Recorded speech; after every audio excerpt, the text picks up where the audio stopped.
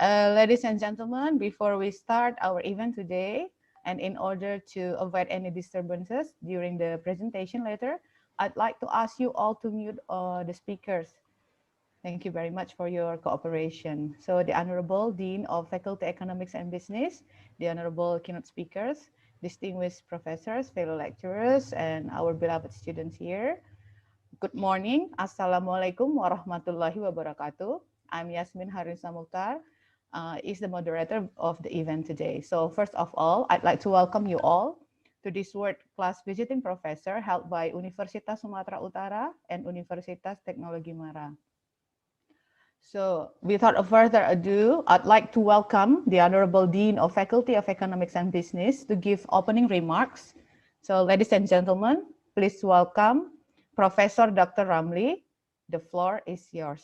Silakan Pak Dekan untuk opening remarks. Assalamualaikum warahmatullahi wabarakatuh. Waalaikumsalam warahmatullahi wabarakatuh. Have a nice day. Good morning.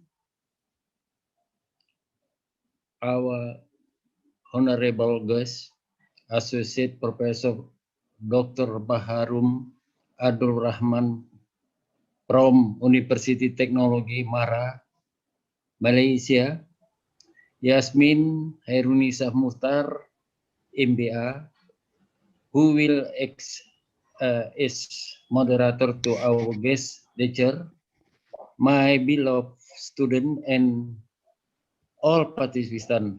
Good morning. I'm sure all of us have been eager to listen our guest for today. First of all, I would like to express my gratitude. Alhamdulillah, thanks to Allah that always giving us guidance and prosperity, so we can join in this occasion. I, Professor Dr.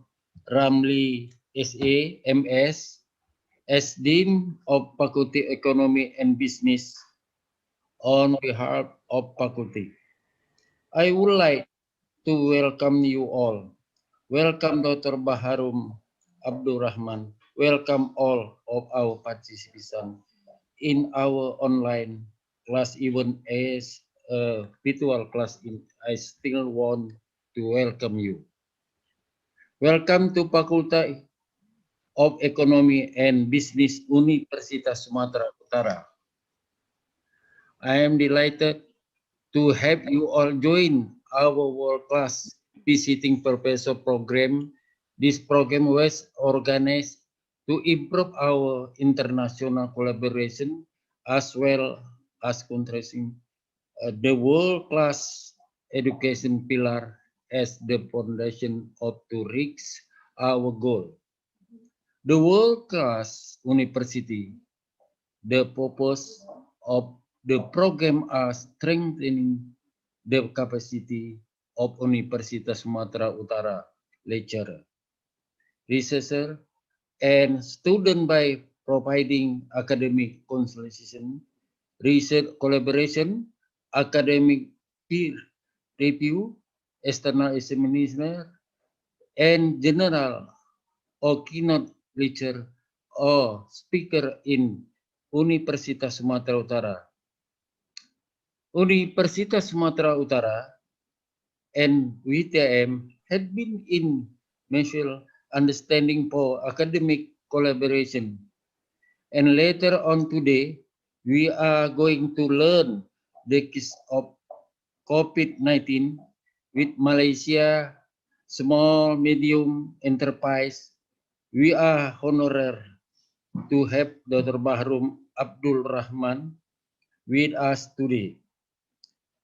He has a vast knowledge and experience, not only education, but also researching about the quality of life in Malaysia. I do hope that this world-class visiting professor program will give both of us mutual benefit and significant implication to our education, especially our student quality for broader point of view. For my beloved student and participant, thank you for your interest to join visiting lecture classes. Today, please to enjoy this class on. Please do not hesitate to ask you a question to our visiting lecture. This is our rare opportunity to learn directly from Dr. Baharum Abdul Rahman. Prepare yourself to be chilling and inspiring. Lastly, I hand over to you, our moderator, Yasmin Chairunisa Muchtar, MBA. I want to say one more on behalf organization and University Sumatera Utara. Welcome. It is so wonderful to have you all so many here. I officially open this visiting lecture class. Faculty of Ekonomi and Bisnis Universitas Sumatera Utara, the best Nanjaya. Glories to us. Assalamualaikum warahmatullahi wabarakatuh. Waalaikumsalam warahmatullahi wabarakatuh. Thank you very much for the opening remarks to our Honorable Dean, Faculty of Economic and Business, Professor Dr. Ramli. So everyone, I think we can start for the real session that we will listen to the presentation from Mr. Professor Baharum. In this occasion, we shall have presentation from our prominent keynote speaker, whom I believe will enrich our insights and knowledge regarding the effect of COVID-19 on Malaysian small medium enterprises. And before the presentation begin, allow me to introduce our keynote speaker. Our keynote speaker is the Associate Professor Dr. Baharum bin Abdul Rahman. He is now in charge as the Research Coordinator, Center for Graduate Studies, UITMCT, with some previous experiences also as a Deputy Dean, Academic Faculty of Office Management and Technology, as well as Deputy Rector, Academic UITM Terengganu. His education qualifications are as follows. In 2009, he attained his PhD in Service Management from University Science Malaysia. In 1988, he attained his Master's in Education Business from Toledo University, USA, United States of America. And then in 1987, he attained his Bachelor in Education Business from Bowling Green State University, USA. Without further ado, I'd like to welcome our keynote speaker. He will deliver a presentation entitled The Effect of COVID-19 on Malaysian Small Medium Enterprises. So ladies and gentlemen, our beloved students, please welcome the Associate Professor Dr. Baharum bin Abdul Rahman. The floor is yours. Okay, Alhamdulillah. Thank you, Yasmin, Madam Yasmin. You're welcome. And I'm very happy to be invited to this prestigious event. I would like first to thank the organizing committee, which is the Universitas Sumatera Utara. This is a very good event. I believe that this will be the beginning of the journey to a world-class university. And I would also like to thank Prof. Ramli. I've known him for quite some time already. Alhamdulillah. Met him a couple of times. I've been there. He came to Malaysia as well. Baby also, we've seen many times. Alhamdulillah. So this collaboration between UITM and USU is a very good thing. Hopefully, inshallah, this will go on for a very long time, inshallah. As long as you're here, inshallah, we'll try to keep this collaboration alive, inshallah. So this talk about this invitation is actually an honor for me to be talking about what is happening in Malaysia, the current conditions of COVID, even though some of you may have read in the newspaper, but I think it is good that we share this issue so that at least we learn something from each other, right? This issue of COVID is not only happening in Malaysia, but throughout the world. And unfortunately, we have to change our lifestyles. Everything seems to be changing just because of one small virus that we cannot even see, right? You cannot even see it, very small. But then again, it's changing everything. It's changing our lives. It's changing the way that we're living. It is changing the business environment and almost everything, right? So this is something for us to share so that at least we can learn from each other. So that is why we have chosen this topic, so that hopefully on our part we can compare notes from what is happening in Indonesia and also in Malaysia, and perhaps for other people as well who come from different parts of the world. And why do we have to link this COVID-19 to SMEs? Because everybody knows that SME is the backbone of the economy, right? Almost all countries in the world rely on SMEs. So SMEs, it is said just like a goose laying an egg, right? So this goose, once they lay an egg, it gives benefits to almost everyone. But once it stops laying, then that is the beginning of our problems. So likewise, SME, being the backbone of the industry, I think we should try as hard as we can to keep it alive, right? To make it prosper so that it benefits the people of the country. So any problem with the SMEs, then likewise, we'll see all those negative things coming to the society. We would have problems, in terms of our incomes, the economy will be affected. So that is why we think that this sharing of COVID-19 and also the SME, especially in the case of Malaysia, at least we should discuss about this, and perhaps we can take some benefit from this. We can learn something from this. Hopefully that, learning from each other's experience, perhaps we become better person, inshallah, right? Okay. So the topic today that I'll be discussing, this is not really a normal lecture.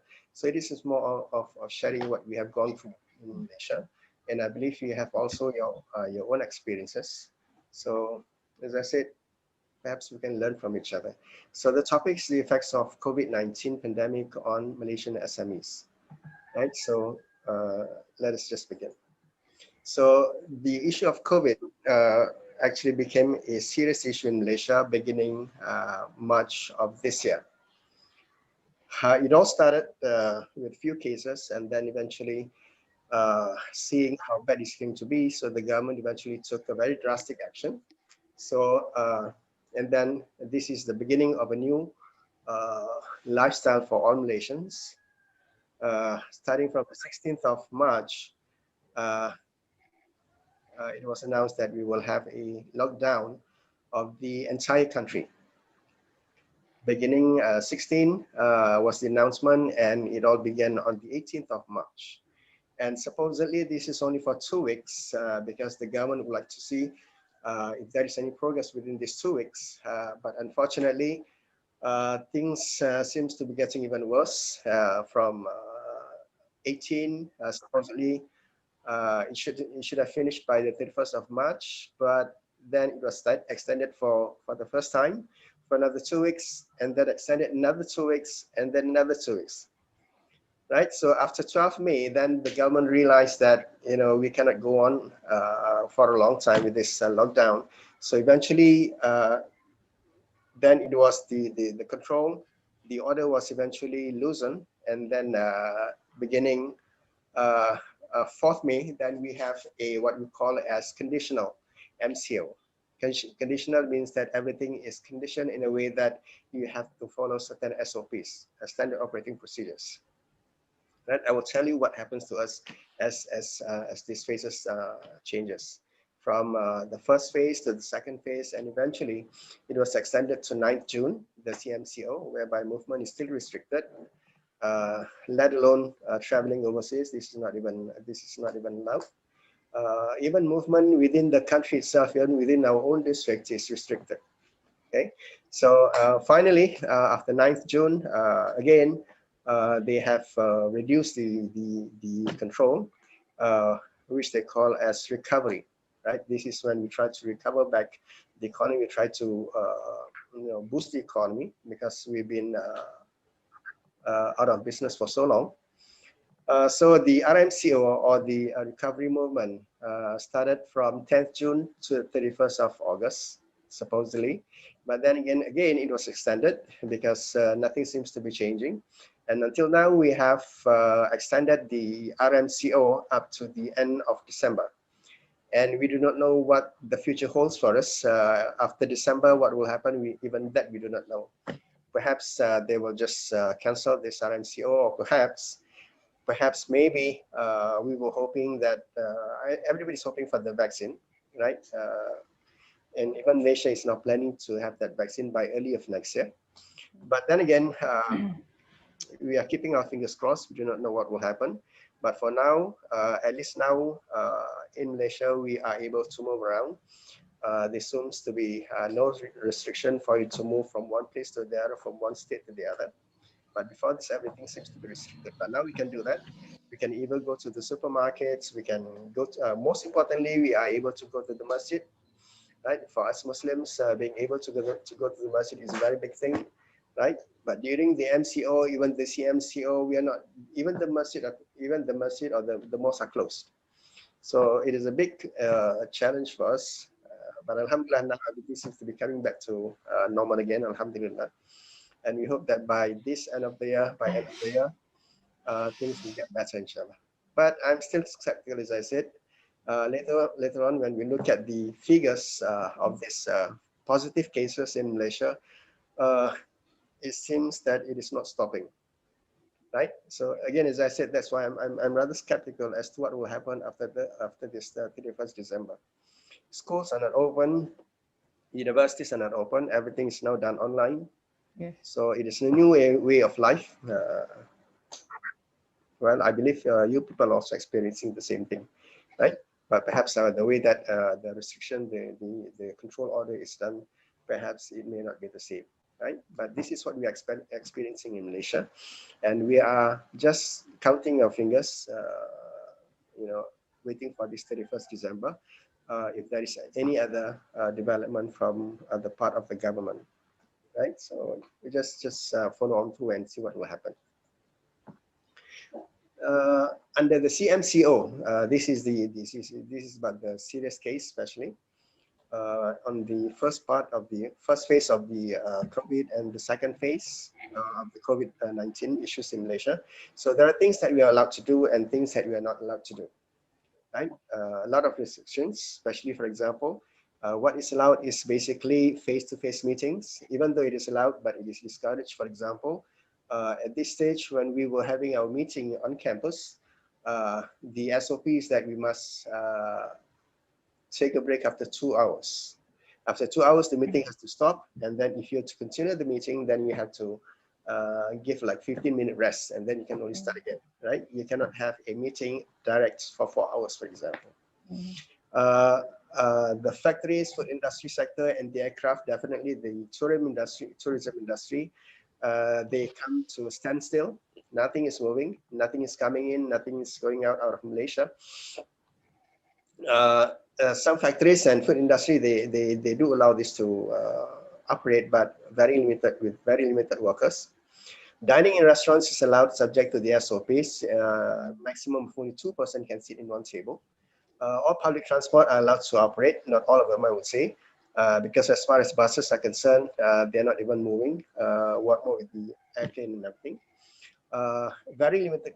There should be very limited vehicles on the road.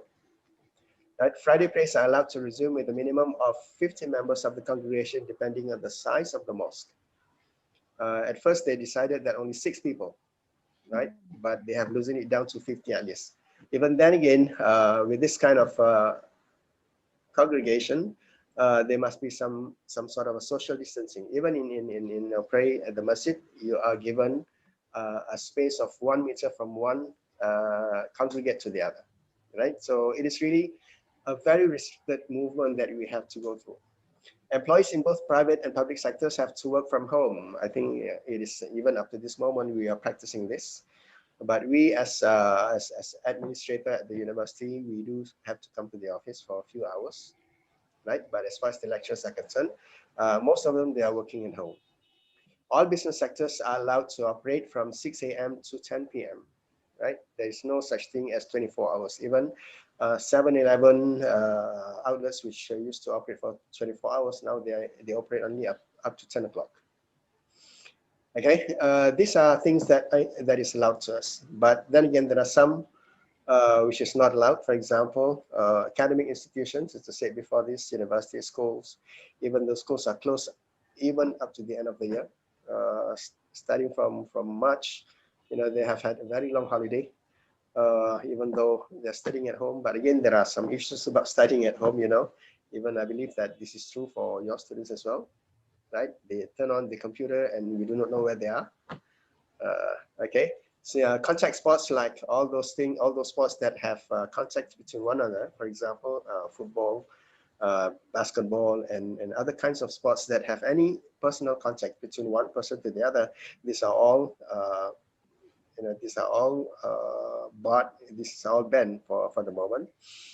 Again, as I said, international tourism, there is no tourists coming in, and even we are not allowed to leave the country, right? A very very strict, I would say, control order for the tourists, and even for those people, for the Malaysians who are coming back to Malaysia, also they're having problem coming back, because then they will have to be screened, and they have to be quarantined and everything. And these are some of the things that they have stopped the people to be doing, right? Even gatherings, even during weddings also. Finally now, as far as wedding is concerned, they do allow, but with very limited attendance, right? So, as I said, somehow it is changing our lives, not just the simple things, but almost every aspect of our lives, right? You cannot go out. Those people who enjoy staying outside, now it is no longer possible, right? So even now, if you don't wear a mask on the streets, so chances are you may be fined for 1,000 ringgit in Malaysia if caught. So this is really a big change, because nowadays something that we have never seen before. Everybody is walking around with masks on their faces. So again, as I said, we do not know how long this is going to last, but this is something that we had to go through together, right? So after the CMCO, now we have the RMCO. RMCO is another version of the control order. It's just that nowadays the order or the restrictions are mellowed down, right? So international travel is not permitted. Again, this is still in practice. The airport is still not open, even though we normally do rely on tourists. Singaporean tourists, Chinese tourists to come to Malaysia, and this is one of our biggest source of income. But because of the reason of this COVID, so we'll have to settle down with domestic tourism, right? It's just that now the government is encouraging for people to be traveling within the country itself. The pubs, nightclub, theme parks, religious gatherings are still not allowed for now. Religious processions and feasts, not only including the Muslims, but also the non-Muslims as well. Sports competition, again, still it is a no-no. And activities that require crowds together in numbers detrimental to the possibility of people getting COVID is also now not allowed. So as I said, now we are still waiting for end of the month to see what will happen next. Whether the government will just release us of this control order, or maybe I have a feeling that it's going to be extended, right? Looking at the situation now. But as I said, then again, this COVID is actually changing our lives, right? We have never had such a change in our lives, but now this is something that we have to go through, like it or not. And I believe you people in Indonesia is also experiencing the same thing.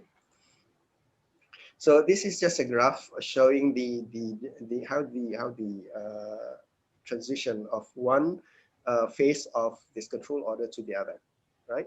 Even though if you look at the first phase of this MCO, you'll find that as far as the cases are concerned, there are not as many, right? But as we go to the next one, supposedly by the second phase, the restrictions should be already there, and perhaps by then people would have understood the importance of social distancing. But for some reason, we find that even though we have all these restrictions, the cases are unfortunately increasing, right? Uh, by the second phase, the CMCO, as you look at the graph, eventually the cases are increasing by large numbers, right? And even when you go to the next phase, which is now we are facing the RMCO, or this recovery control order, still the cases are there, right? And that is why, as I said, I'm not really skeptical about whether we'll be able to enjoy our life back by end of the year. So perhaps it will change, we do not know. But looking at the cases afterwards, I'll share with you the cases in Malaysia as of 2 days ago, right? So perhaps we can see how things are not really changing for the COVID cases in Malaysia. It maybe it's getting even worse now, and I do not know whether the government will come back to the control order or not. So this is the case at the beginning of the year, right? By the time that the government started the lockdown, we have already almost 800 cases, positive cases, and we already have 2 deaths, and 60 people have recovered. Right, this is just March, the first day of our lockdown, right? So this is the beginning whereby everything is restricted. You cannot go out even from your house, right? They encourage you to buy online. So that is the time whereby we started to learn how to use all these different applications, right? So this is the beginning of the change of our lives, right? But at that moment, you'll find the cases were only 790 cases. And we were hoping that when we have all these restrictions, the second phase, we were hoping that it will get better. But as you look at the second figure, this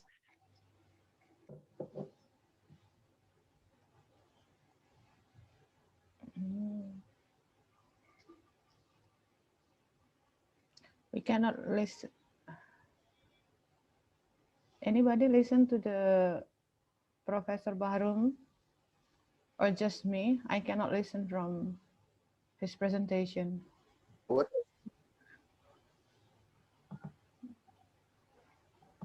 Yeah, we can hear. can you hear? Yes, I think something wrong about the network, the connection. We cannot listen your voice.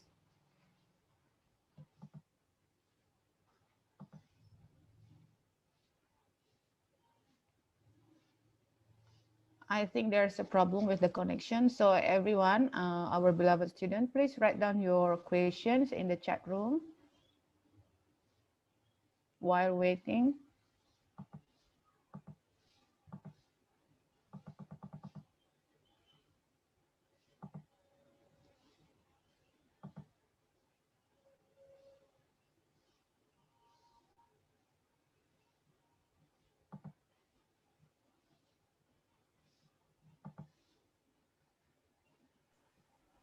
Okay, he's joining again. Right. Can I continue with the presentation?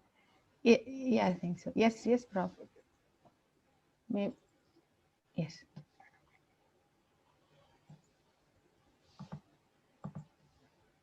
Okay, as I was saying just now, the cases of COVID-19, the positive cases of COVID-19, even though at the beginning we see a very small number, about 800 cases, positive cases, but as we come to the second phase of this lockdown, somehow the cases have greatly increased, right? After 1.5 months from 790 positive cases, but after 1.5 months, which is about beginning of May, we find that the cases have increased up to almost 6,500 cases. And this is the time, if you look at this diagram, you look at this graph, you'll find that this case of COVID-19 is affecting all parts of Malaysia, even in the Sabah and Sarawak areas, right? So despite all these restrictions, cases are increasing. So perhaps we assume that this case may have started way before we had that lockdown, right? So this is why the government identified several clusters. They're the beginning of some positive cases. And eventually, because this is something that we cannot see, eventually, and sometimes there is not even a symptom of people having this disease. And that is why you find that as people were mingling around, people were visiting each other, then eventually the cases have become even much larger. Okay, so and this is the case that this is the figure that we have extracted 2 days ago on the 14th. So this is basically the third phase, the RMCO phase, and it's very unfortunate we see that the number somehow has multiplied in big numbers. Right, by now, by 2 days ago, we had about 85,000 cases, and this is not including the last 3 days that we have gone through. Perhaps by now it would have been like close to 90,000. Bearing in mind the population of Malaysia is only like 30 million and plus, but 80 to 84 or 85,000 cases, I think that is quite a big number. Right, in America, they have like millions of people, very big population, and even I believe in Indonesia as well. But in Malaysia, because we have such a small population, having 85,000 people contracting this disease is a very big number actually. And this is also despite all those actions taken by the government, right? And the last few days, I would say last few weeks, we have seen that the number has actually spiraled at an average about more than 1,000 per day.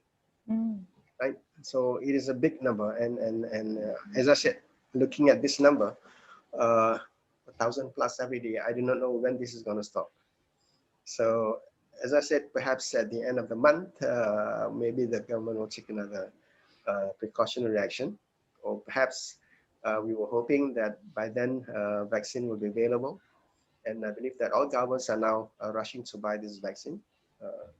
Hopefully by end of the year, things will change, right? So as you've seen all these figures, we find that we are confining ourselves to, to our own houses, and people are not moving around, people are not traveling, people are not, they're not communicating with each other except through online, and thereby we see that since the change of our living has changed, so likewise, the same thing is going to affect the people that we do business with, which is the SMEs, right? So it is only a matter of days. You'll see that our SMEs, especially if there is no assistance from the government, we see that they'll be in very bad conditions, right? Even for now, we see that a lot of SMEs have actually closed business. I will show you later on the results of some research that has been done according to this COVID, and how these SMEs have claimed that, most of them, right, close to 70% of all SMEs, they claim that since the beginning of this COVID thing, there has been no business, right? Especially those businesses that require people to be there, right? Supermarkets and everything. Most of them claim that nowadays they don't even have business beginning from March, so which is a very bad thing, right? So unless and until the government do something about this, which I will discuss with you tomorrow, inshallah, about all the assistance given by the government just to revive these SMEs. So perhaps with all that has been done by the government of Malaysia, and perhaps by looking at the budget for next year, we find that a lot of money has been allocated to assist these SMEs, right? So these are something positive. The government is trying very much to revive the SMEs, and we hope that it will succeed, inshallah. Now, how is this related to the SMEs? As we've said, it is like a chain reaction, right? The change of living then eventually is going to affect the economy. The change of living is going to affect the SMEs as well. Now, let's have a look at the SMEs in Malaysia, right? So the as far as SMEs is concerned, we realize that SMEs are basically the backbone of the economy, right? Almost all country depends on SMEs. We don't have that much of large business organizations. In Malaysia, for example, I think it's 88 of Malaysian businesses are handled by these SMEs. So it is a big challenge for the government to revive our SMEs, and we hope that they will succeed. So how do we define SMEs? I believe for business students, we have understood that as far as SMEs is concerned, the definition is not the same between one country to the other. Right? In Malaysia, our SME is based on, the definition is based on the sales turnover and also the number of employees, either one, right? In some other places, the definition of SMEs, they would rely on the size of the company, right? And some other measures of looking at SMEs. So in Malaysia, as I said, we look at sales turnover and also we look at the number of employees, either one. So in the manufacturing sector, we define the manufacturing sector as being companies that have sales turnover of not exceeding 50 million ringgit or full-time employees not exceeding 200 workers, between 75 to 200 workers. So these are basically our definition of a manufacturing sector. And for the service sector, because most organizations, most enterprises in Malaysia, they are service-based. They are service-based. So the definition is almost the same, but the number of sales turnover is reduced because of the size of the business.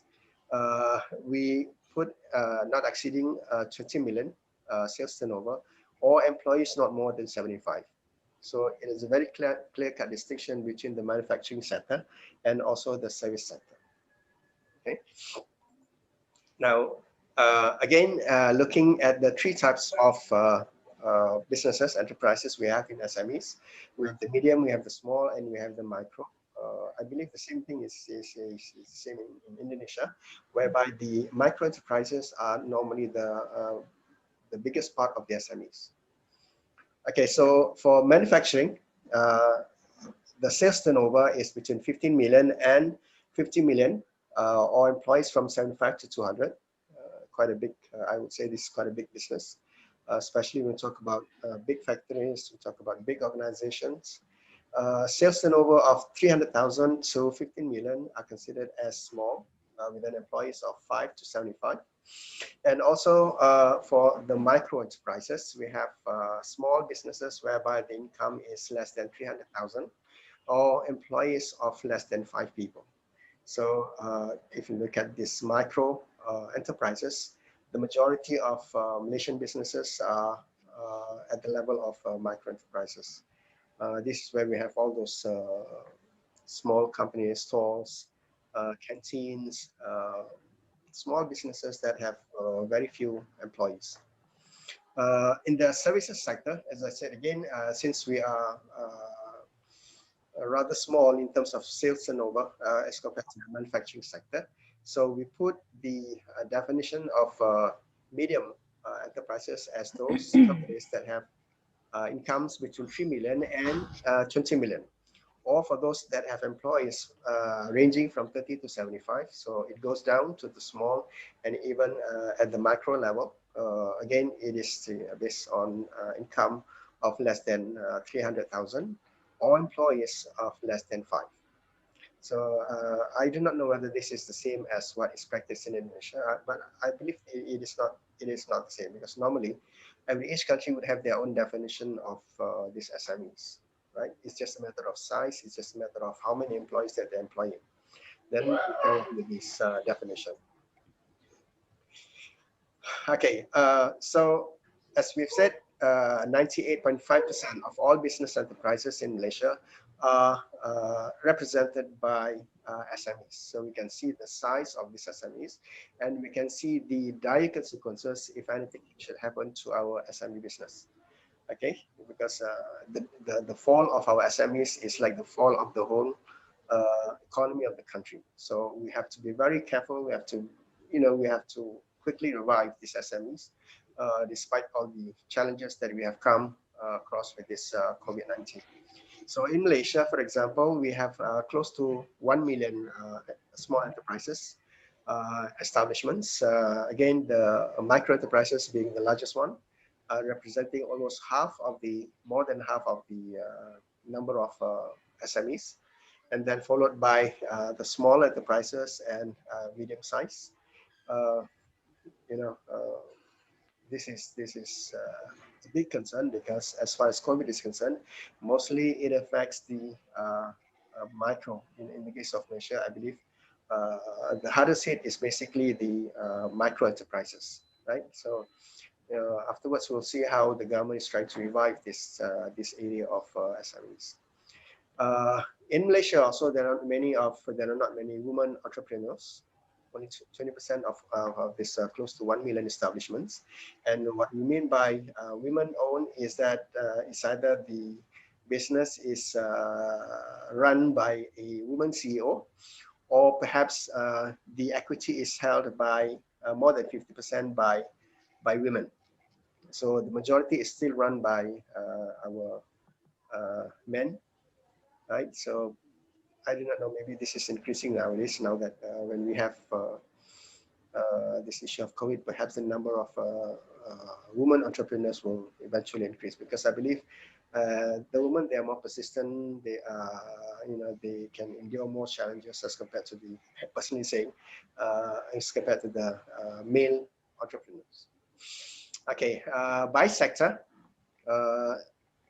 when you look at the comparison between services and manufacturing, services takes up 89.2% of all the number of establishment, meaning that since we are comparing this between the manufacturing sector and the services sector, so in almost all countries, I believe services is more dominant than the manufacturing sector, right? A small portion are in the manufacturing, a smaller portion is on construction, agriculture, and even mining and quarry.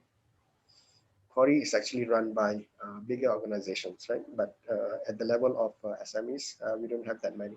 So services plays the most important part of our SMEs, and most important part on the economy for the nation of Malaysia. Okay, so this is basically the background of SMEs in Malaysia. And this is basically the breakdown of these SMEs as compared to all the different localities in Malaysia. Right? Mostly these SMEs, they are located in big cities, big towns, for example, in Selangor and Kuala Lumpur, or the Wilayah Persekutuan, areas whereby this is the center of the heart of the country, which is Kuala Lumpur, and even Selangor. And you look at other places, we don't have that many SMEs, but meaning that we are not as very entrepreneurial as compared to those people in big cities. I would say that, because looking at the numbers, these are the places whereby the concentration of a lot of our SMEs. And just for your information nowadays, as far as Selangor and Kuala Lumpur is concerned, this is now, as of these few weeks, these two places are the most hardest hit in terms of COVID-19 cases, positive cases. So, this is going to big effect on our SMEs later on, because these are the places, as I said, whereby they have the most SMEs. And these are also the places whereby the cases are very high nowadays. So it is actually a big challenge for us. So again, services, almost 90%, mainly in the distributive trade subsector, which is on the wholesale, retail, and everything, including repair of motorcycle vehicles and food, beverage industries. All are considered as part of services. That is why you see that the portion of service is rather large, because we combine together a lot of industries under the category of services. Right, manufacturing, basically those that is involved in apparel, those that is involved in production of machines, right? That is basically how it is considered as manufacturing. And then we have agriculture. We have moved away from being an agriculture based. Now we are going towards industrialized, to become an industrialized nation. But then again, the agricultural sector is still playing a very important part in our economy. right? In the construction and also in the mining, there's a very small portion, which is represented by the SMEs. Okay, so this is the contribution of SME based on GDP. As you can see, the different years, beginning from 2016, the contribution has increased. By 2017, by 18, it is beginning to decline, and even last year, it declines a little bit, but then it's still higher than the average.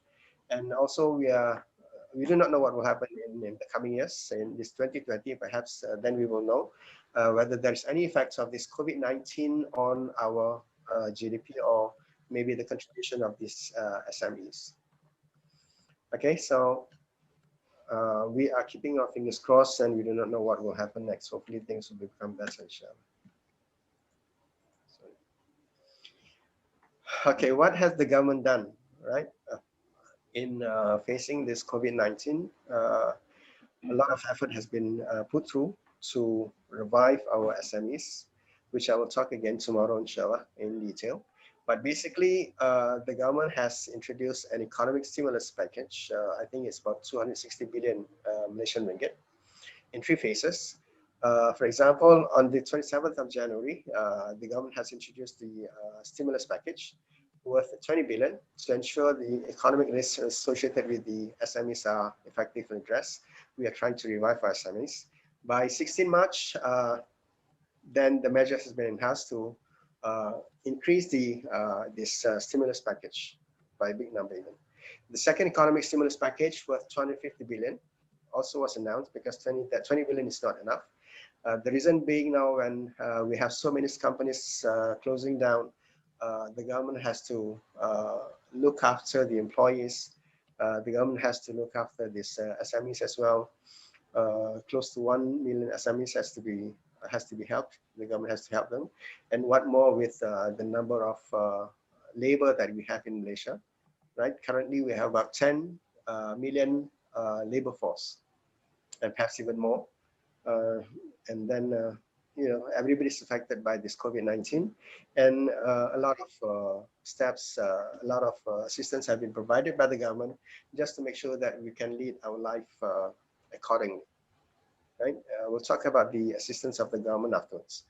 Further to the early Prihatin Rakyat economic stimulus package, the Malaysian government has announced additional measures valued at 10 billion just to focus on SMEs. Right, so on top of what we have spent before this, so another 10 billion is allocated especially for the assistance of SMEs, so that they can go through this challenging period. On top of that, on the budget that we would have next year, again, a lot of money is set aside just to assist this, our SMEs. Now, as we go along, if you have any questions, you may ask, inshallah, right? So this is, sorry, Prof? Yeah, go on. So this is the last of your presentation, or you still No, have... we have a lot more. Okay. So if you have any questions within this, you can always ask me, inshallah. Also, okay, so for students, if you have a question, or you want to discuss the question, we have already actually in the chat room, if we see, there are 3 questions. You want to respond to the question first, or you want to continue the presentation? I think if that is fair, let me just finish a few slides first. Okay, thank you. Okay. Now, this is a statement by the Prime Minister of Malaysia. Mentions that the economy is losing an estimated a lot of billions during the MCOs, a total of I think it's about 2 billion per day, more than 2 billion per day. And now, as of now, we have lost about 63 billion, and the number is increasing, right? The number is increasing. So we are quite worried because no income is coming in, right? When businesses are closing, then there is no income for the government, and even the government has they have to spend their own money just to assist these SMEs. And we do not know how long this is going to last. The broad-based, what makes it even worse is that because now we have that travel ban, right? Import and export, and even people traveling, tourists are not coming in. So these are all sources of our income actually, but now everything seems to seems to have stopped, and not much is coming in. The global supply chain also is disrupted because, as we've said, a lot of companies are not really assisting us in terms of supply.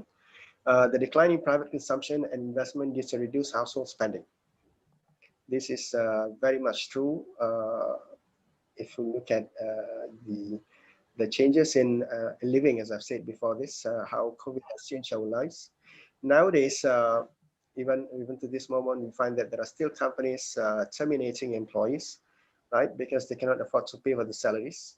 And on top of that, what happens is that as far as the household consumption, the daily consumption is concerned, people are very skeptical. People are very, they're very prudent nowadays. They don't want to spend money, right? Everybody is worrying about their jobs. Everybody's worrying about their lives. Everybody's worrying about almost everything, right? So in such a condition, then we see that people are not really spending money. People are not buying all those expensive items, right? They fear for their jobs. You can lose your job overnight.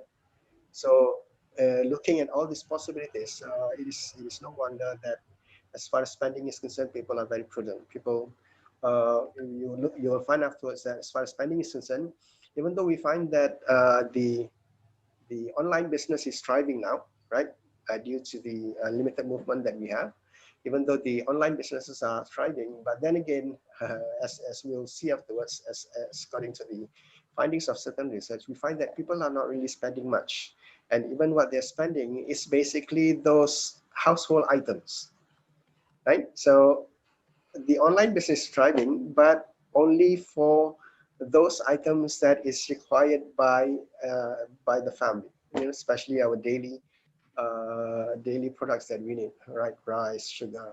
These are ordered online, which is good for the future, but then again, it is not really helping the bigger industry, right? Mostly, as far as online is concerned, a lot of businesses has been done through online at the level of retail shops, right? I would say very small, at a very small scale, but in big number. Heightened financial volatility due to the ongoing external uncertainties may lead to higher domestic financial market conditions. So again, nothing is certain for now. Everybody is facing themselves. We do not know what is to come afterwards, right? And whether this will be prolonged. But again, as I've told you before this, looking at the cases, not only in Malaysia, I believe in other countries as well, the numbers are increasing. So, well, we'll just wait and see. Okay. Sorry.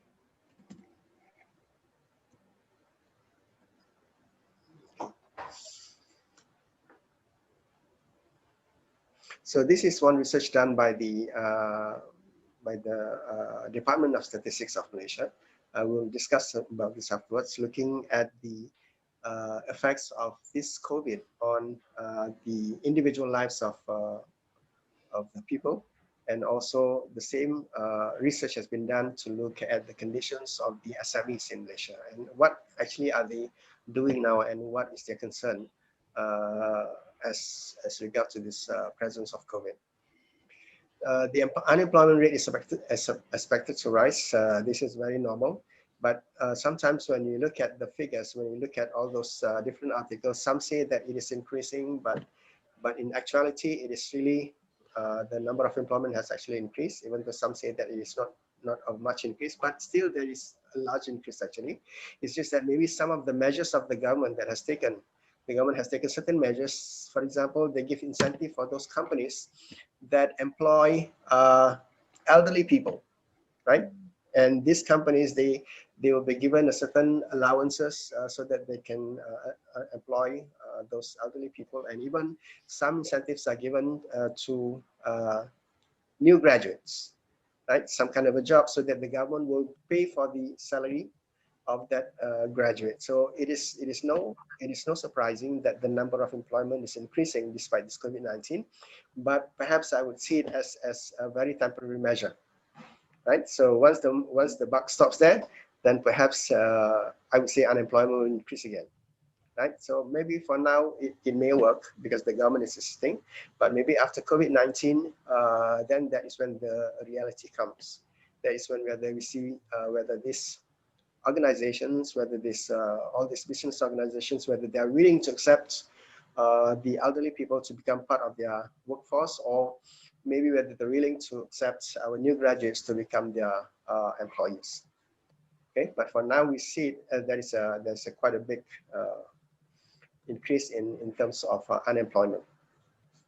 SME's contribution to the Malaysian GDP increased to 521.7 billion, and this is about 1/3 of the Malaysian GDP. It's about 38%, if I'm not mistaken. And the number is slightly increasing from last semester, from last year, that is. But for 2020, we do not know. We have yet to see the outcome of this COVID on the contributions of our SMEs. At 38.3, contribution of this SME to the Malaysian GDP is not really large. If you look at the contribution of the same SMEs in other developed countries. I do not know in Indonesia, but perhaps in Malaysia, this is what we are trying to work on so that the contribution can be increased up to the highest level possible.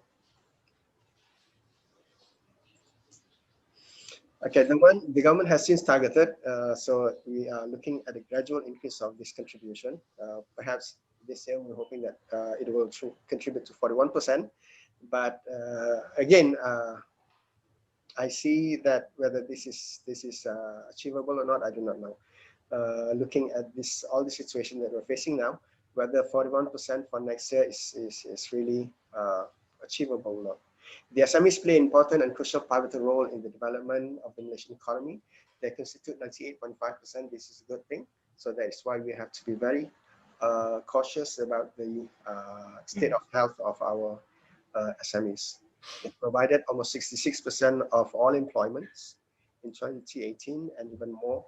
But perhaps, again, this 2020, we do not know what will happen. Right? We don't have the figures yet for this year. So this is basically the unemployment rate in Malaysia. As you look at the graph, it is rather turbulent. In 87, it was quite high, the unemployment rate in Malaysia. Perhaps in 1998, we have that economic problems. And then as we go along, if you look at this coming 2020, we find that the figure is increasing, right? The figure of unemployment is again, it is increasing again, but not as high as what happens in 1998. Perhaps, as I said, perhaps because of the assistance given by the government, all those allowances given to the companies for taking in new employees. So perhaps that is the reason why you don't see that much of an unemployment. But in reality, at the beginning of this 2020, there were a lot of termination, right?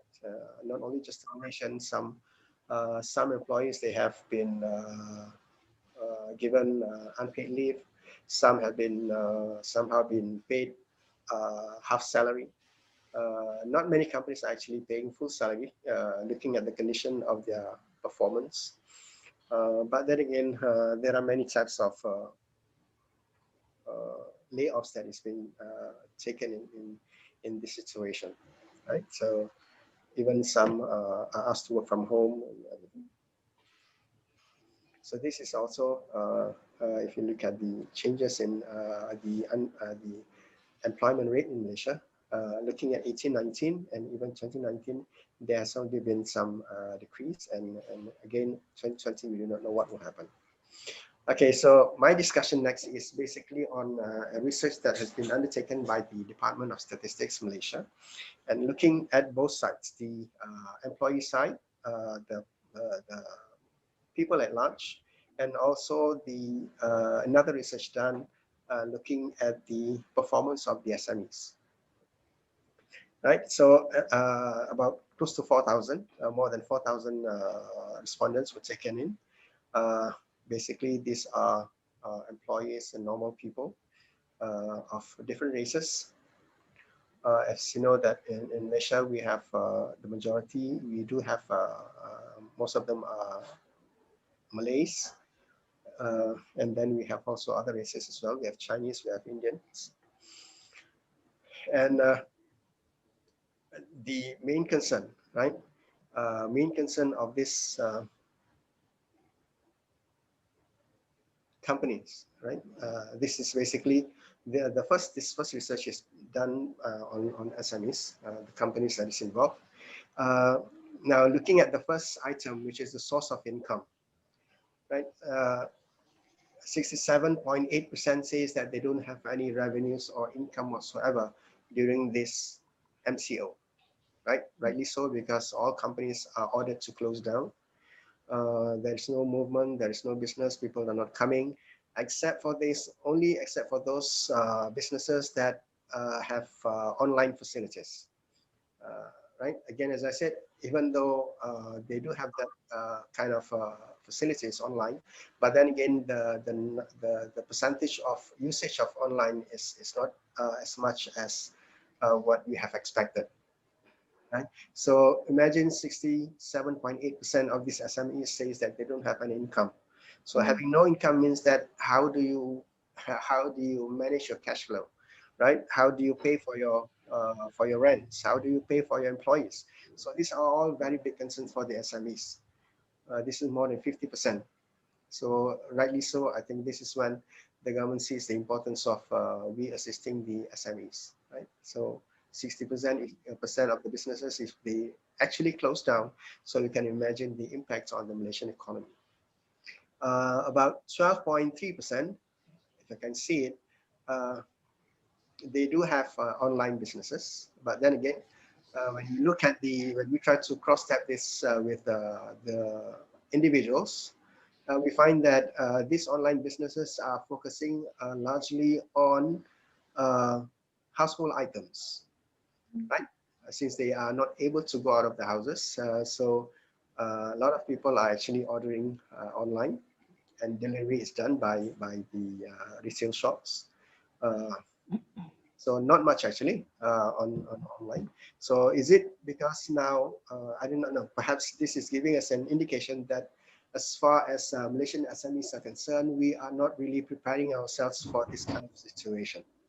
You know, we are not really agile to change according to current situation. That is why when this happens, a lot of our SMEs they are caught unguard. You know, they're not ready for the situation. That's why, hoping that the same kind of business transaction will happen, whereby people will come to their outlets, but this is not happening. So that's why eventually they don't have any kind of income, or there's no kind of money coming in, right? And then about 9.8% says that only 9.8% of the 100% says that there are still some people coming into the shops, and 16.4 perhaps using other means. So when you look at the source of incomes of this company, they are basically, if you ask me, the way that I see it, as if they are not prepared for this situation, right? They should have some kind of a plan B. If this is happening, they should be more proactive. Perhaps this shows that maybe, from my point of view, perhaps the Malaysian SMEs, they are not being proactive.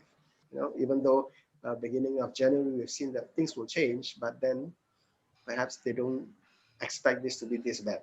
So that is why when it really happens, they are caught off guard.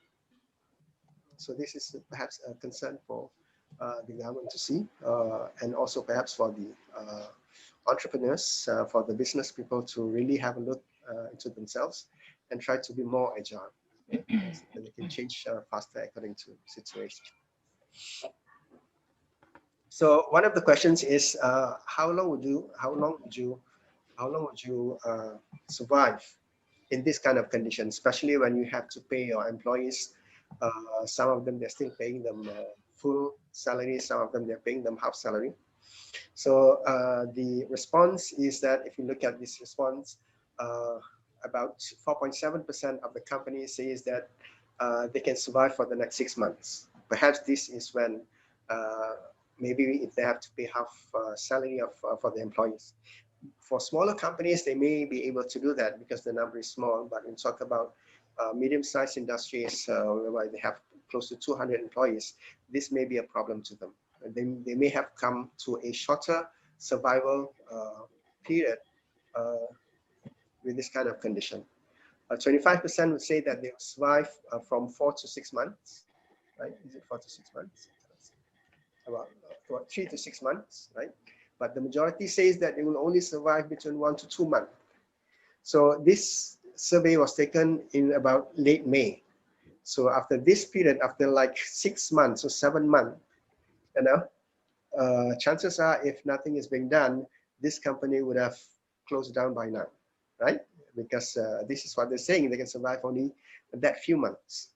So again, when we look at the assistance of the government, the support that the government has given them, so that is why a majority of these organizations, they are able to survive even up to this moment.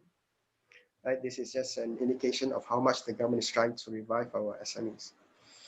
So 16.5% of the respondents says they will not even survive for the next month. We are lucky enough because this stimulus package was introduced in early March. So as we start off with the lockdown, then this is the beginning whereby government start assisting all the SMEs. So the focus is 53.4%, which says that they will not be able to survive 1 or 2 months ahead.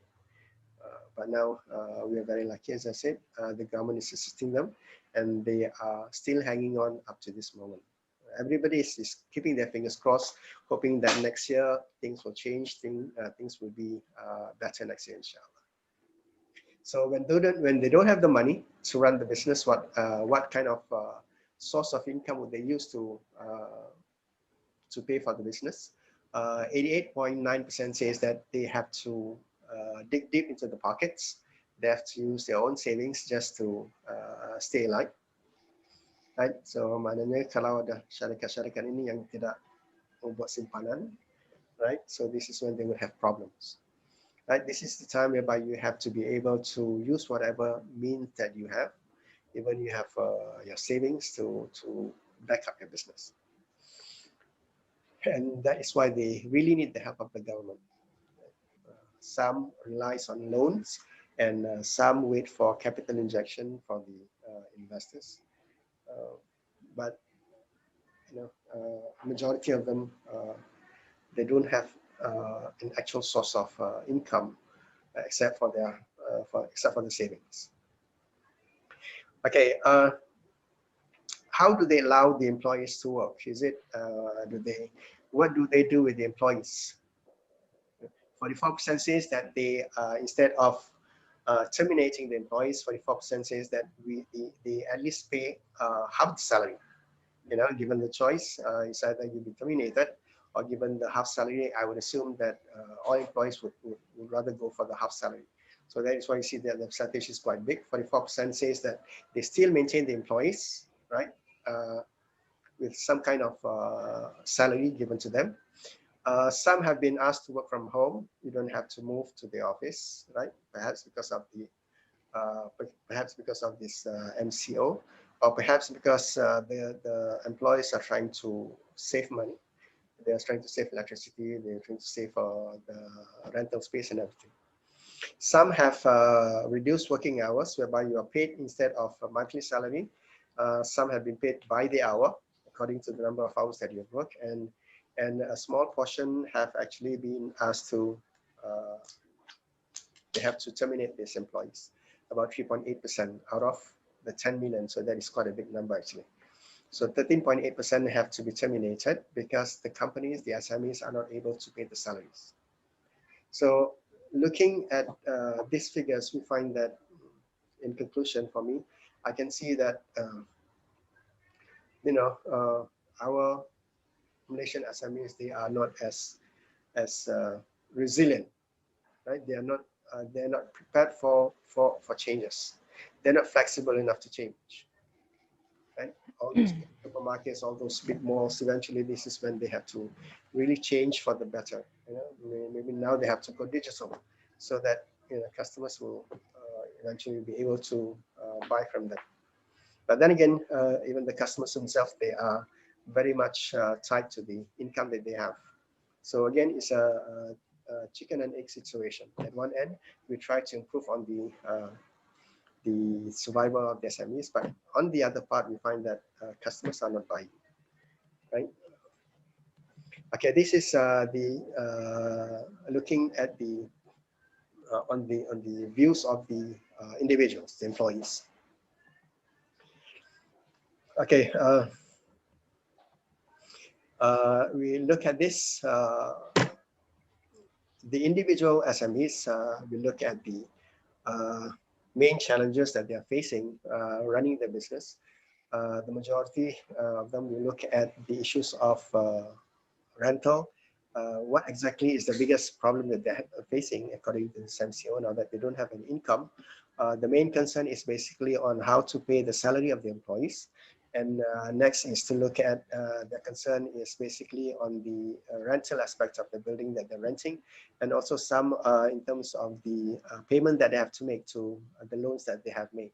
So looking at these figures, you know, it's quite a big number actually. In overall cost, we see in overall cases, we find that about 76.6% says that their main concern is salary payment, right? And there is no customers, it's about 65%. 61% says that they have to find money to pay for the rents. Okay. So how long do you need actually to recover? Right, the companies ask how much they require to recover. Some says more than 6 months, some says 4 to 6 months, some says 2 to 3 months, some says that they can recover within 2 months. But there are also some who says that they will never be able to recover at all, meaning that once they close the business during this COVID-19, perhaps they will never be able to start again. Perhaps you know, until the government is giving them some kind of assistance, maybe this will happen, right? But as I said, it all depends on the resilience of the company, of each individual company, how much they are prepared to face these challenging times. Some, they are not prepared, meaning that they don't even think that this will happen. Okay, looking at the government incentive, as we've said, the government have offered many kinds of incentives, which we'll look afterwards. For the SMEs, for example, there are close to 20 incentives given by the government. On top of that, there are some schemes available to them offered by the different financial institutions in Malaysia, also trying to assist these SMEs.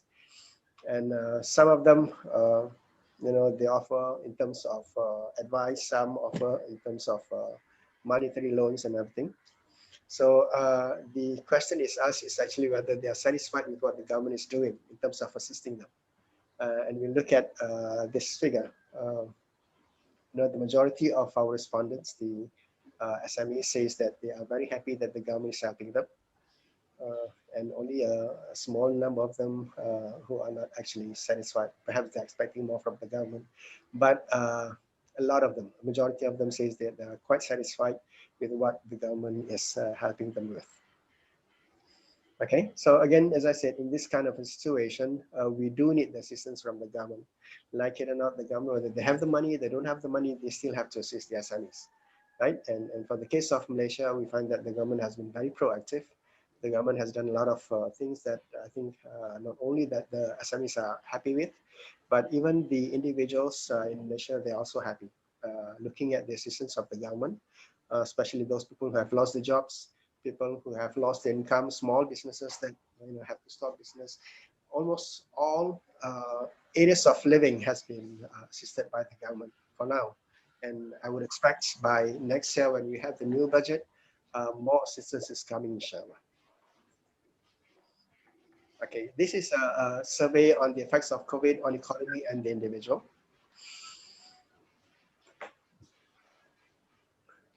So the first question is whether they have received benefits from the economic stimulus. 98, I think 96% have said that they have received, meaning that if this is the case, then we will say that almost every facets of life in Malaysia, individuals, even individuals or even companies, they have been somehow been assisted by the government. So we are quite relieved with that. Secondly, the question is, well, how many times have you received this assistance from the government?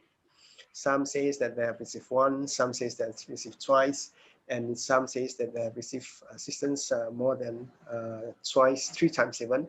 And this is the majority of the respondents says that they have been assisted more than 2 times. Okay, so maknanya, as far as assistance is concerned, there are many ways that the government is assisting them. Perhaps only because of their eligibility, whether they're eligible for the assistance or not.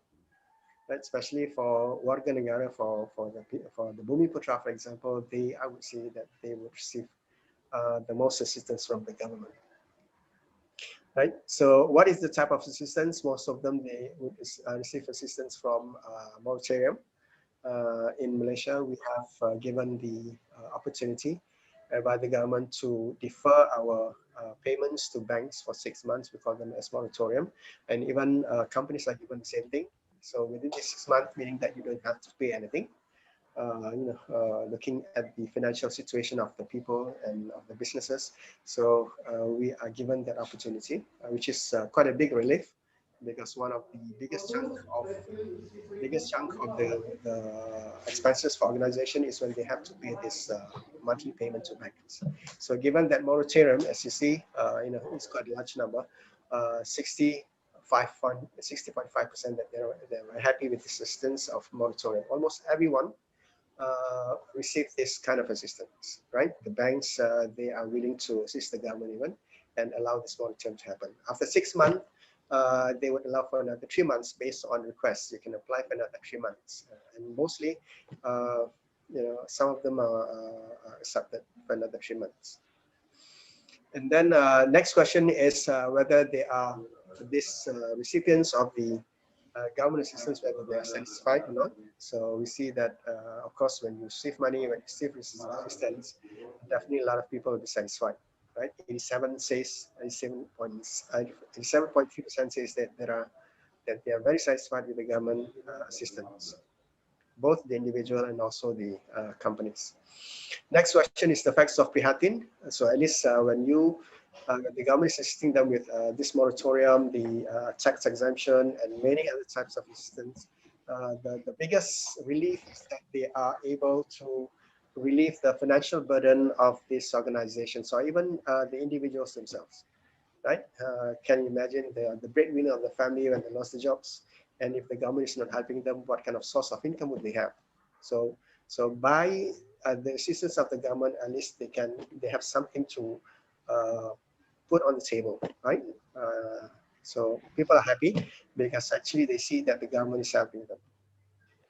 And they do understand the situation that we are having now, but any kind of assistance is very much appreciated. That is why they are quite happy with what the government is doing.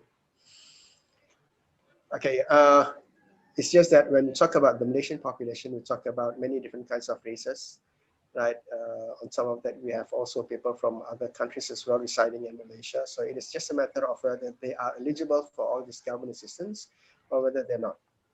Right, so majority, because again, majority of Bumi Putras are local people, so you can see that the number of people who are eligible for such assistance is quite big, and these are perhaps those permanent residents, some people who have been in Malaysia for a very long time.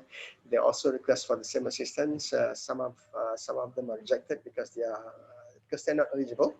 Some of them are still given some kind of assistance. So the respondents are asked whether what is exactly their priority in this case of COVID, right? What would be their first priority? Majority says that because of the fear of this disease, this pandemic, the biggest fear for them is basically the fear for the lives, and also the fear for the health as well. Right? Anytime you can be infected with this disease. So like it or not, people have to stay home, and people have to keep their hygiene clean. They have to clean themselves every time that they go out. So people are more concerned about the health rather than concerned about the living. The second concern perhaps maybe on the living, on the food and everything, but the main concern is very much on the health of the people. Right? Then the question is perception of healthcare workers. This is whether the individuals, the people, how do they foresee the frontliners, right? Those people who have been helping them in hospitals, assisting them with all this testing and everything. Majority of them says that they're very happy with these frontliners. They are actually our heroes. They are the one that has been assisting the government to make sure that we are safe and everything. So in general, people are very happy with our frontliners. Right, section on the facilities provided. I do not know in other places, but in Malaysia, I believe that the government has done a lot, especially during quarantine time. You can imagine how many quarantine places that we have, and staying at the quarantine places for 14 days. Some even stay longer. They have to stay there for like 14 days, and everything is provided for by the government. So you can imagine how much we have to spend for feeding these people. And even I myself, for information, I myself was tested positive for COVID, and I had to stay at the hospital for 23 days. For 23 days, and everything is paid for by the government. So I myself is very appreciative of what the government has done, and you can imagine how much they have to spend just to pay for the quarantine. Okay, the next question. I'm sorry, Prof. Yeah. I think how many slides more, because this is the last one. Sorry, okay, this is the last one. Okay, this is the last one. So and then if you look at this, the last question is basically on what actually do these individuals buy during this COVID time. So as I said again, even though we see that the online transaction has increased during this COVID time, but if you look at the type of purchase, then we see that it is not really helping the manufacturing sector. It is not really helping those big businesses, because as far as purchase is concerned, households, they would purchase things that they need daily, right? For example, if you look at this figure, the order for rice, they order for fish. You know, these are their daily household items that they have actually purchased online. So not much on bigger things, yeah? On furnitures, on gadgets and everything. That seems to be out of their mind, especially in this time of COVID-19. All those luxury items seems to be, becoming irrelevant to the people, because they're very concerned about living their lives daily, about concerned about they don't have that income, concerned about their jobs. You know, these are the things that may have contributed to the people buying only those necessary items instead of those items that we think that, bigger items, more expensive items, right? So looking at this actually, so we realize that for one thing, we realize that this is affecting our SMEs very much, right? Especially those that is in the medium sector level, or even in the smaller business, because expenses are there, all those operating costs are there, and on top of that, they don't have any income. So, eventually it is going to affect them as well. And the longer that this COVID-19 is affecting us, I believe that we will see even more problems with our SMEs. So hopefully the government will keep on assisting the SMEs, right? Especially when we talk about the tourism industry, right? Our airplanes are not moving, the hotels are closing, all these tourist spots, they're not opening. Educational spots, they are not even allowed to open. So somehow we see that in future, unless something is done, or maybe the situation will change, then hopefully, we pray for the best for our SMEs and also for the people of Malaysia, and hoping that this COVID will eventually, stop by end of this year. Let's keep our fingers crossed and hope for the best, inshallah. We pray that Allah make it easy for us and for you people as well, our brothers and sisters in Indonesia and throughout the world. Okay. Okay, thank you very much, Prof, for the informative and interesting talk. So everyone, I think we can go directly to the question and answer. We have a lot of questions here, Prof. So I think I can read from the first one is from Safira Ananda. Is Safira still here? If you still here, maybe you can say hi, or raise your hand. Okay, I just read the question then. As we know, this virus is the worst in the whole world and learning activities are hampered. Is there any effort that you know from the students of your university or students from Malaysia are striving for besides only waiting for a vaccine? Or is there anything they do besides just waiting for the vaccine release, Prof? Okay, thank you for asking. So basically, what how do assist these youngsters, especially the university students? Right, we know that the presence of this COVID has changed everything, even the way that we learn. Right, we used to be seeing our lectures face to face, but now it seems impossible, right? The problem that we're having, which I believe that you're also facing, is that students, even though they attend class, they turn on their computers, so we hope that they were there, but eventually they were doing something else, they're continuing to sleep and everything. Multitasking. Multitasking, they were, they were swimming, they were doing everything at home, nobody knows, especially when they close the video. For now, we see that nothing much can be done because this is the only means that we have. It's just that the main problem that we have is just that because of in the case of Malaysia, it's not so much of a problem because we are such a small country. But I believe this online learning in Indonesia is very much tougher because of the distance that you have from from one place to the other. Even in Malaysia, also we have places whereby there is no internet access. Sometimes we have to use just simply use WhatsApp. Google Meet is sometimes is not possible. So this is we are trying to make do with whatever we can now, right? And again, we've been reminding our students in this kind of a learning, we know that it is not really effective as compared to face to face. But since this is the only means that we have, so you have to live with it, right? But then again, it is the responsibility of the students to motivate themselves. Right? Some people they're taking advantage of this, very happy you stay at home. But then again, as we have reminded them, this is your future. No, learning is not all about attending class. Learning is all about whether you really want to know something, right? So if they don't do that, then what can we do? They are a distance away from us. If they're right in front of us, we can just shake their heads and ask them to really study. But this is just not possible. So the end of the day, it is up to the students. Even they can get good grades at the end of the semester, but then again, people can question whether that grades is really genuine or not.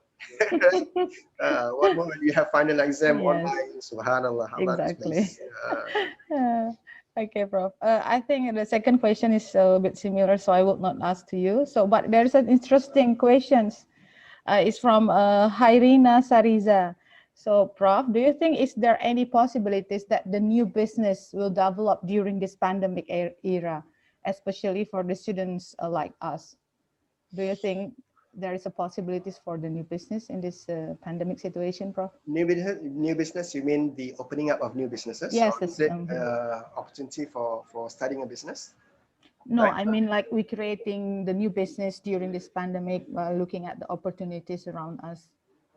For your information, as far as Malaysia is concerned, the way that we see it, even though we find that a lot of companies are closing down, the registrar of companies in Malaysia, we find that the application for company registration has actually increased in large number. Oh, wow. So I would believe this is because people see that there is an opportunity for them to do business online, which is the easiest way of getting money nowadays. So that is why we find that there's a lot of increase in the registration. But what we fear is just that people sometimes they are very enthusiastic about this, but the lack of opportunities, the lack of experience, it may hinder them. Especially when talk about capital that they have to come up with. People are eager to make money at this juncture, but to what extent they are able to survive, that is secondary. We hope that they will stay on, but out of their eagerness, they open up the businesses online. Maybe it's very simple to start off a business, but to sustain, that is another thing. That's a big question. So after this pandemic, are you able to sustain yourself or not? Right? That is a big question. Okay, so thank you very this much. is very short term. I would say this is very short term. Okay, thank you very much, Prof. And the next questions from Apfia Paulina. How about the agribusiness sector? Since this is one of the most important sector, and it seems impossible, for example, for the farmers just to stay at home without managing the farm. So can you give me a little bit information about the condition in Malaysia? Okay, as far as agriculture is concerned, we in Malaysia, the sector for agriculture is basically on the northern part of Malaysia. This is where they have a lot of plantations, and unfortunately, also during the MCO, nobody's allowed to even leave the house. Yes. So as far as agriculture is concerned, they're also affected, whereby because they cannot go to the farm, they cannot go to the estates to even go to the rubber plantations and all those different kinds of agricultural business. So even that is also affected as well. And there's nothing much we can do because other businesses also they stop functioning. What more of agriculture? Even though this is a self-funding business, I would say, but still again, the restriction covers all, regardless of whatever sector that you are in. But nowadays, when they have at least loosened down on this control, so people are beginning to restart again the whole thing. So as I said during the MCO time, nobody's leaving houses. Right, 5 meters after you leave house, then there's always a police roadblock. No, you have to answer them. The next 5 meters. Very strict, Very strict. Right? After 100 meters, then there's another roadblock also. So they wouldn't let me even to go out of the houses. Is there any sanction or like fine if the police found you walk around the street during the MCO? Definitely, yes. There have been cases whereby people are fined because they travel for no reason. I see. So even sometimes when they say that you cannot travel between states, right, from one state to the other, if they caught you trying to penetrate to the other state, if they caught you, then you will be fined 1,000 ringgit. Wow, 1,000 ringgit is a lot. Yeah, which is about 3 million. Yes, exactly. It's a lot of money. It's a lot. Even nowadays, if you don't wear this mask, they will charge you also for 1,000 ringgit as well. Okay. If you look at around our area, there are a lot of people without mask. Yeah, although the number is increasing now, but I don't know what's happening now. People less concerned about the safety protocol. Like using mask. I don't know. Okay, next, Prof, I think we still have time, right, Ibu Baby? I think we can try to give you like 2 or 3 questions if it is possible. What do you from Sakina Aprilia Kartini? What do you think about the future of SMEs after COVID? Will it receive more support from government since it's contributed a lot for the GDP? For example, like the tourism, like you mentioned just now. Okay, thank you very much. What the future holds for SMEs after post-COVID, right?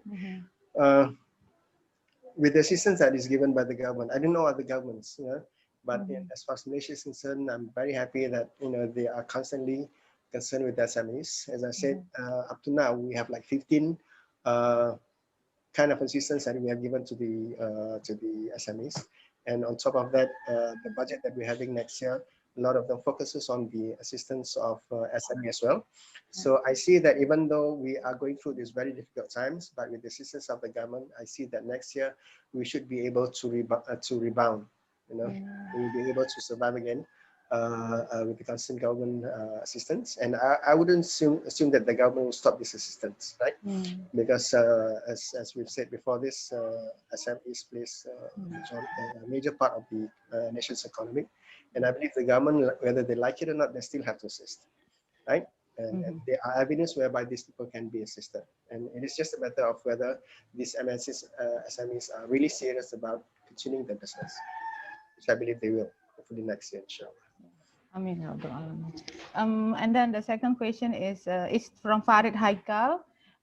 Is there any concrete movement done by the youngsters in Malaysia to help government or people surround their community in dealing with the economic problem regarding the SMEs? Is there any you know, like a community movement or youngster movement around your area, Prof?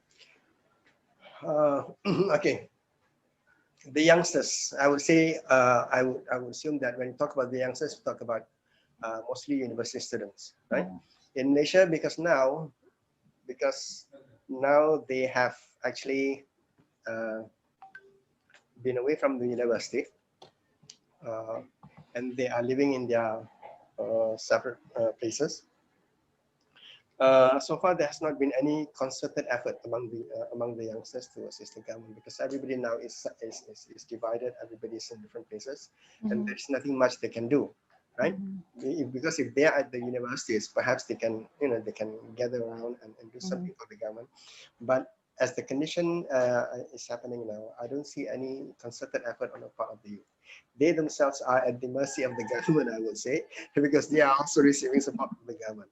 I Right, and see. what more nowadays when there is a restriction in terms of people gathering in groups, Mm-hmm. and I think that will make it much harder for them to really work something for the government. Of course, Okay. some efforts are being in the pipeline, but nothing positive has been done yet. Mm-hmm. Looking at the situation, everybody is hoping for something good. you know, everybody is hoping that the Just wait government. and see. Just wait and see. Right? Okay, thank you. I think we have a last questions, yeah. Uh, from Cindy Ivana.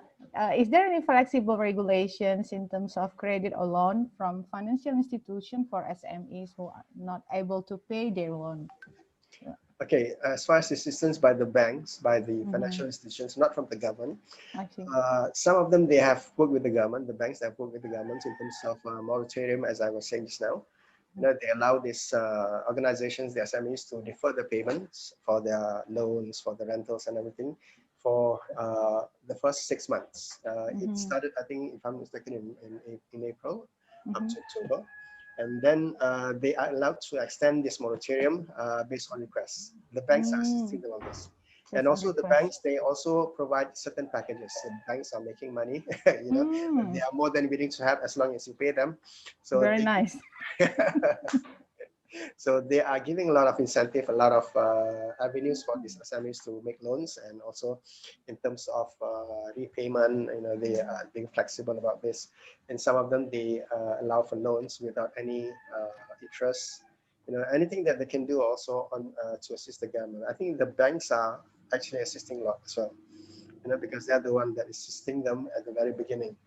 Now and the government is helping them, also the bank is still assisting our SMEs. So the cooperation between the banks and the governments, I think, is very positive in terms of saving our SMEs. And we hope that this will continue on. Yes, and I'm very happy to listen your explanation. It means that all the, I mean, like in banking institution, government supports well to help the people restore with this condition. Yeah. So I think because that's last question from the participants, and we have, I mean, although we still have time, I think I'd like to wrap up. Highlight some of the important things as the effect of COVID-19 on Malaysia's SMEs. The one thing that I found interesting is, of course, we know that it's really a big challenge for SMEs. Facing this condition, and the survival rate, if I'm not wrong, for each SMEs varies from 1 month till 6 months, right, Professor? Prof? Depends on, yeah, you mentioned what that depends on the size of, depends on how many employees that they have, and then I found that also that a government allowance and incentives are really helpful. Even it probably is the vital for these SMEs to survive. And then there is an indication that SMEs in Malaysia, do not have agile. It's not enough. It's not agile enough to face the condition. The pandemic situation. I think that's all that I can wrap up from your uh, talk about the effect of COVID-19 in Malaysian small medium enterprises. And also one thing that I find it's not funny but interesting, when you mention about the gadget things, that in people in Malaysia mostly prefer to buy the necessities like food and not the luxury. But here in Indonesia, I know some of them, the gadget spendings actually increase because we have to Because you have so much money, you know. No, it's not about the money, but because the online class that for the students, for example, like in one house they have like 3 children, and then they have to do the online class, and previously they didn't have the gadget like phones or laptop. Then because of the pandemic, suddenly we have to do the online class, so everyone goes to the mall and buy the gadget. So I think now even gadget in Indonesia concerned as the necessities and the internet spending. So I think that's all for today. Thank you very much, ladies and gentlemen. Finally, we come to the end of this event. We'd like to say thanks again for our keynote speaker, Professor Baharom, and then to the participants, our beloved students, for the active participation. So hopefully this event will be beneficial for everyone here. And thank you for attention. And don't forget, we still have tomorrow, right, Prof? Yeah, inshallah. Tomorrow at the 8 a.m. in Indonesia and 9 a.m. in Malaysia time, right? So I think that's all. Nice to see you all. Good morning. Assalamualaikum warahmatullahi wabarakatuh. So Waalaikumsalam warahmatullahi. Thank you, Yasmin. Okay, yes. Ibu Baby, is there any photo session, or we just close this? I don't think there will be any photo session. Usually, as an evidence, right? Of course, it's recorded. Yasmin, now we are a photo session. Photo session? Yes. Okay. Okay. So everyone, please turn on the camera. We like to see your face. And give a big smile to us. So Ibu Baby, who will do the photo session? Okay. Okay, smile.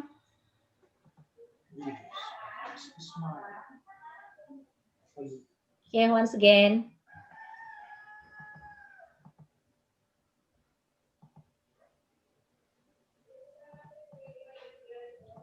Okay.